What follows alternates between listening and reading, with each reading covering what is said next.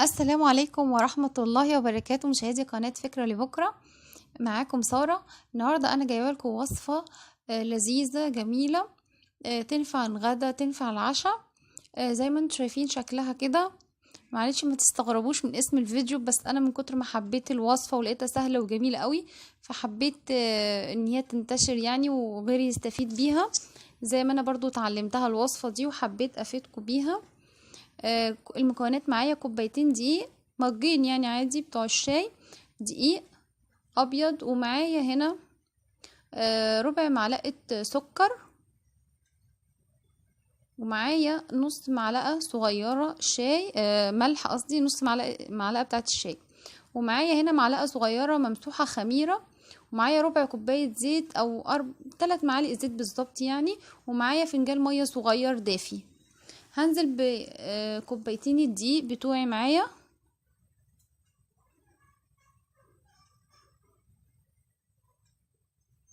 وصفة جميلة جميلة بجد ولذيذة قوي، وهتبهر لو قدمتيها لضيوفك هتبهرهم. اتمنى ان شاء الله تجربوها. انا نزلت معايا بالدقيق كده، بعدين هنزل معايا بالربع معلقة سكر. انا بحط كل المكونات مع بعض مرة واحدة، وهنزل معايا بمعلقة الخميرة الممسوحة، وهنزل معايا بنص معلقة الملح، بنص معلقة شاي اللي هي المعلقة الصغيرة، وهنزل معايا بربع كوباية الزيت، ربع كوباية صغيرة يعني، وهنزل معايا بالمية حبة حبة، المية الفترة دافية، وهبتدي اقلب المكونات كلها مع بعض وهعجن عجينة بتاعتي. حاجة مهمة جدا لازم تعرفوها، العجينة بتاعتي لازم تبقى طرية جدا، طرية قوي مش ناشفة، تبقاش ناشفة لا، تبقى طرية كده، وافضل اعجن فيها لغاية ما تبقى بالقوام اللي انتوا شايفينه. هغطيها طبعا واحطها في مكان دافي عشان تخمر، وهي خمرت معايا زي ما انتوا شايفين كده.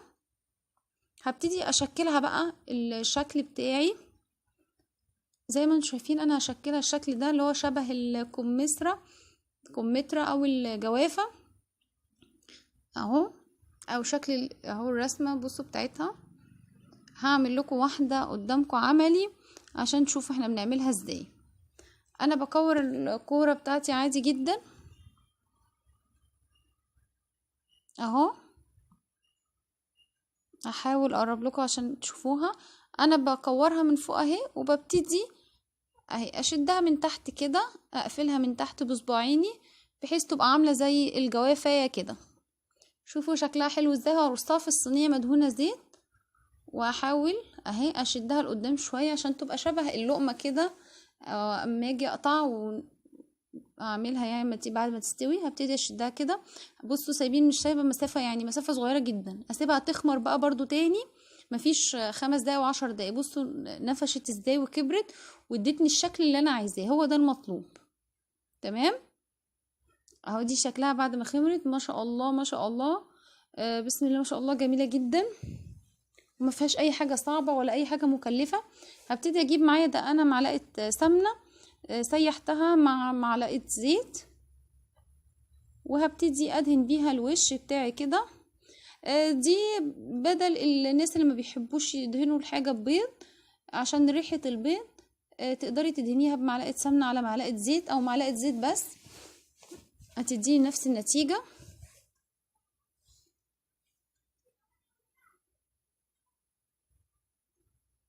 ومعايا هنا حبة البركة وسمسم، هبتدي ارش على الوش عشان يديها شكل حلو قوي، بيديها ريحة جميلة. هرش على الوش كله.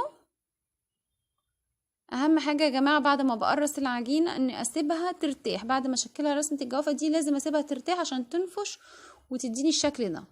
هرص السمسم كده، بعد ما هرص السمسم وحبة البركة هضغط عليهم ضغطة خفيفة كده عشان يلزقوا معايا بالراحة. معايا معلش الكاميرا اهتزت مني اعذروني. دي شكلها اهو،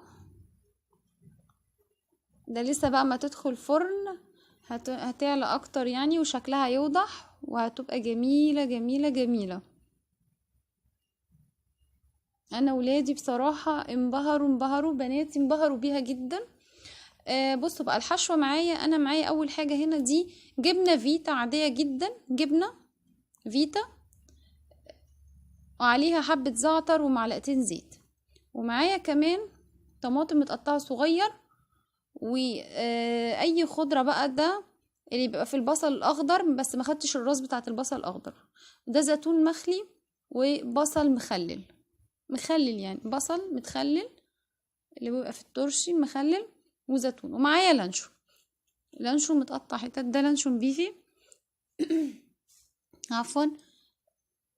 زي ما قلت لكم الحشوه دي بتاعتك انتي بقى، انا اديتك الفكره انتي تقدري تبتكري وتبدعي فيها.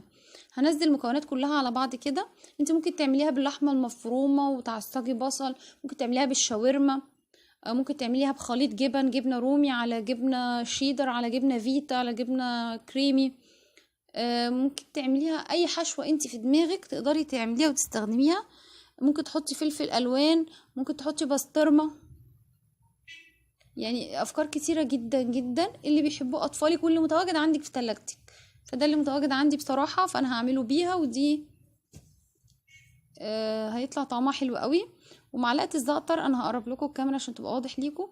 معلقه الزعتر بحطها على الجبنه بتديني ريحه حلوه قوي. ده زعتر جبلي، زعتر عادي ناشف، ممكن تحطي زعتر طازه فريش يعني.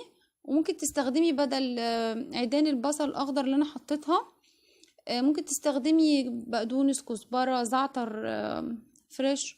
دي شكلها بعد ما طلعت في الفرن. ملحوظه هامه يا جماعه، اول ما بتطلع معاكي من الفرن بصوا طريه وهشه وجميله ازاي.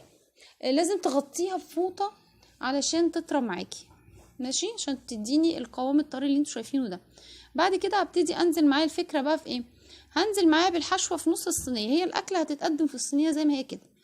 تخيلي بقى لو انت عملتيها للضيوف بقى كده وقدمتها لهم ليه في نص الصينيه، عشان كل واحد يقطع اللي هي الكور اللي انا عملتها على شكل الجوافه دي او على شكل الكمثرى، يقطع واحده ويغمز بيها، يقطع ويغمز.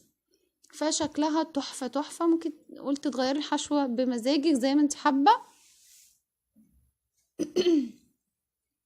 وهنزل بالحشوه في النص كده في المنتصف عفوا. وزي ما انتم شايفين شكلها بصراحه ولا اجمل ولا اروع من كده. بصراحه جميله جميله جميله ما شاء الله.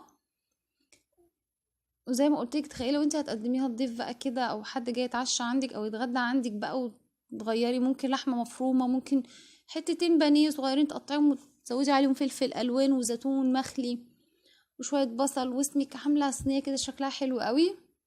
وابتدي بقى ممكن ازينها كده باي حاجه عندك، بشويه زيتون مخلي من اللي اتبقى عندي.